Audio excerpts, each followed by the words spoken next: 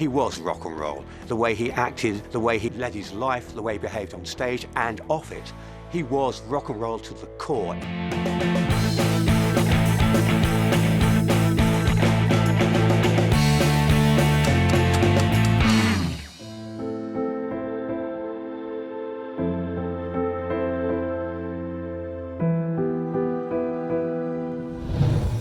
By any measure, AC/DC is one of the top acts in music history, with worldwide album sales that top 200 million and live concert spectaculars that have entertained legions of fans.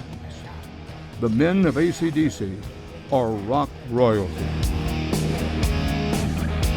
Rising up from Sydney, Australia was AC/DC, another band attributed to forming the famous metal sound. In 1973, Angus and Malcolm formed AC/DC, with Angus on lead guitar, Malcolm on rhythm guitar, and a year later they were joined by Bon Scott as their singer.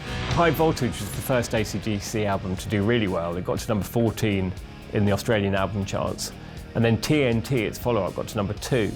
And the AC/DC sound on those albums was touches of glam rock, but really heavy rock and roll. It's basically bluesy rock and roll played, overdriven and played in this kind of heavy rock style.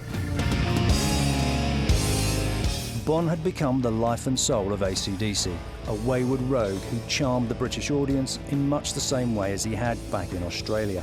And on the band's third album, Dirty Deeds Done Dirt Cheap, he also showed that he was developing as a unique lyricist. His lyrics just resonate with people. Street poetry, he's just the best.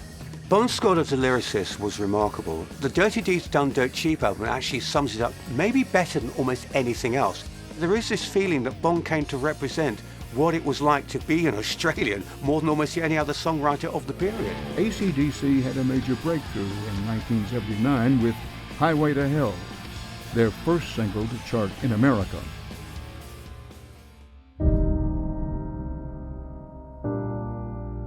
But just months after Highway to Hell's release, the band's then frontman, Bon Scott, was found dead after a night of heavy drinking.